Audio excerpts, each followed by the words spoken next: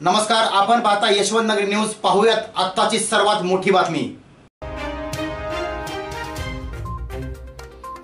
कराडच्या कृष्णा हॉस्पिटलची दमदार कामगिरी।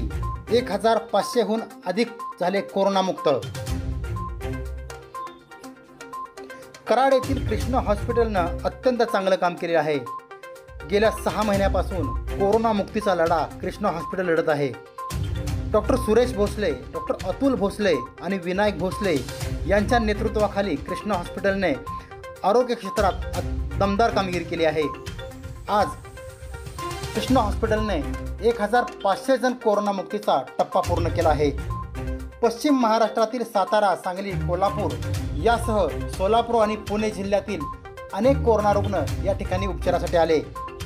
डॉक्टर सुरेश भोसले यांच्या मार्गदर्शनाखाली सर्व वैद्यकीय अधिकारी याचबरोबर नर्सेस यांची टीम अहोरात्र म्हणजेच 24 तास काम करत आहे। कृष्णा हॉस्पिटल या ठिकाणी हजारो लोकांनी उपचार घेऊन गेले। याचबरोबर आजपर्यंत 1500 लोक हे कोरोनामुक्त झाले आहेत। आरोग्य क्षेत्रात दमदार कामगिरी या कृष्णा हॉस्पिटलने केल्यामुळं विविध क्षेत्रातील मान्यवरांनी अभिनंदन केलं आहे।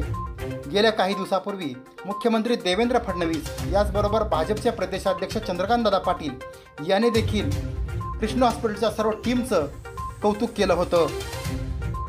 डॉक्टर सुरेश भोसले यांच्या अचूक मार्गदर्शनाखाली आत्तापर्यंत 1500 रुग्ण हे कोरोनामुक्त झाले आहेत। याचबरोबर अनेक मान्यवरांनी सुद्धा या ठिकाणी उपचार घेतले। सुनियोजित कारभार आणि अत्यंत चांगल्या पद्धतीनं आरोग्य सेवा हे कृष्णा हॉस्पिटलचं वैशिष्ट्य आहे।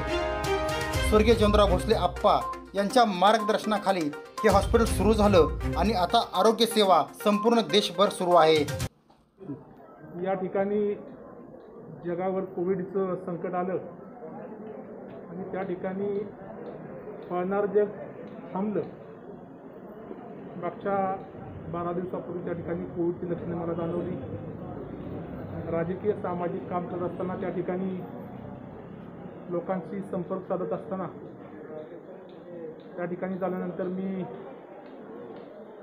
आमचे नेते आदरणीय सभापती रामराज साहेबांशी बोलल्यानंतर मी बाबांना फोन केला आणि मला त्या दिवशी थोडंसं कणकणी टेम्परेचर होतं। 1983 साली कृष्णा फाउंडेशनची स्थापना झाली। स्वर्गीय आप्पासाहेबांनी या जिल्ह्यामध्ये वैद्यकीय सेवेचं एक मोठं दालन उभं केलं।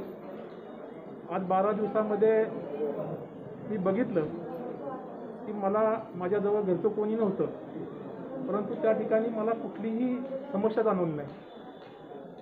इथला डॉक्टर स्टाफ असेल, नर्सिंग स्टाफ असेल, सपोर्ट स्टाफ असेल किंवा मेडिसिनचा स्टाफ असेल, प्रत्येक माणसाला आत्मीयतेने त्या ठिकाणी त्या माणसाची काळजी घेऊन त्या माणसाला पेशंटला हेडीफिडीस न करता त्या ठिकाणी त्या पेशंटचं मनोधैर्य वाढवण्याचं काम करतं। आज जरी मी ॲडमिट असलो तरी सातत्यानं आम्हाला फोन यायचे की त्या ठिकाणी जिल्ह्यामध्ये बेड नाहीत, डॉक्टरची उपलब्धता कमी आहे। म्हणजे शासनही या ठिकाणी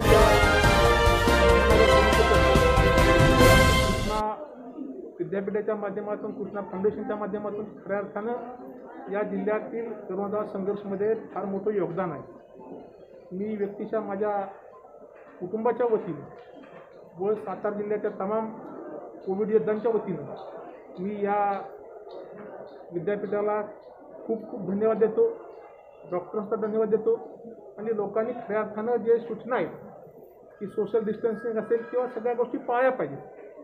पाळाव्यात। कोरोनामध्ये असा कुठला वेगळा आजार नाही, जर आपण सामर्थ्याने पुढे गेलो तर नक्की आजारातून आपण बाहेर येऊ शकतो। या ठिकाणी आज म्हणजे सुरुवातीला माझं मनोधैर्य खचलं होतं। ते एकंदरीत सुरुवातीला जी लक्षणं किंवा मला जो त्रास होत होता, परंतु 2 दिवसामध्ये या ठिकाणी आल्यानंतर रिलीफ मिळाली। त्यामुळं योग्य उपचार, वेळेत उपचार झाले तर माणसाला त्या ठिकाणी या आजारापासून त्या ठिकाणी सुटका होऊ शकते।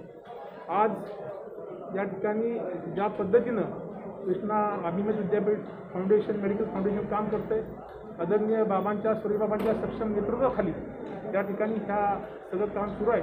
मी त्यांना सर्वांच्या वतीनं, जिल्ह्याच्या वतीनं खूप खूप धन्यवाद देतो। धन्यवाद, आभारी आहे। ज्या वेळेला RT-PCR लॅब सुरू करायची होती. पहिली लॅब आपण सुरू करून दिली गेल्या ज्या वेळेला काही स्पेशल इन्व्हेस्टिगेशन करायचे होते, ते बाहेरनं करावे लागत होते, ते सगळे आता आपल्याकडे होतात. आणि सगळ्यात महत्त्वाचं की प्लाझ्मा थेरपीसाठी जे प्लाझ्मा थेरपीची सुविधा तयार करायची, त्याची आता आपल्याला फूड अँड ड्रग्सकडनं आपल्याला परवानगी मिळालेली आहे.